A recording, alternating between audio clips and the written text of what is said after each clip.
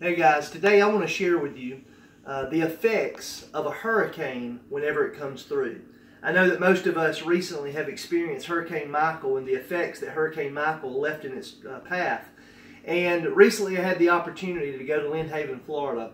I'm from around that particular area, and we was helping with providing supplies as well as just kind of assessing the situation and helping out where we could. And as Hurricane Michael come through, I know that everyone thought that Hurricane Michael would stay probably a Category 2, and there was a lot of people that did not leave, but there were several that did evacuate during that time. However, Hurricane Michael was almost a Category 5 hurricane.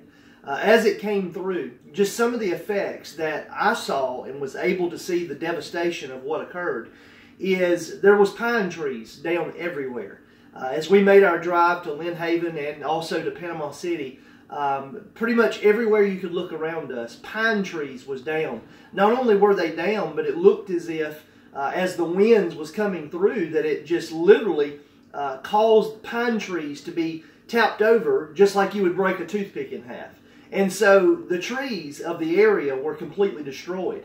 But there was also power lines that was down, cars that was flipped over, homes that was destroyed, some that were still standing, but nonetheless, they were destroyed nonetheless.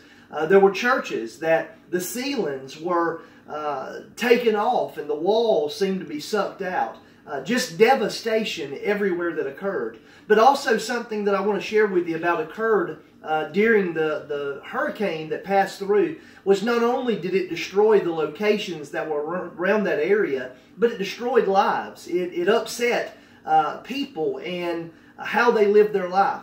One of the things that I got to witness and talk to someone is there was someone, as we was giving supplies away, came up to me asking for a 5-gallon bucket. And they had told me that since the hurricane had come through, that they no longer had a place to stay. They no longer had a shower available or a tub available to them. So they were having to use a 5-gallon bucket, filling it up with water wherever they could get it. And they were bathing with that water out of a 5-gallon bucket. Another story that I heard was of a lady that didn't have a 5-gallon bucket, but she had bottles of water that she was able to get through supplies that had been brought in. And she was bathing with those bottles of water because there was no place for her to take a shower. Also heard of a story of a lady that her home was completely destroyed, but she still had a tub. And she said that because she had no bed to lay in, she didn't have a safe shelter over her head, she said that she had been sleeping in her tub because that was the safest place that she had to sleep. Also, as we was in the area, we saw cars that were tipped over. Stuff that landed on top of vehicles. We saw windows that had been shattered. It was just complete devastation. But even in the midst of the devastation of everything that we saw, something else that I witnessed in the midst of this hurricane was the unity of the people as they came together.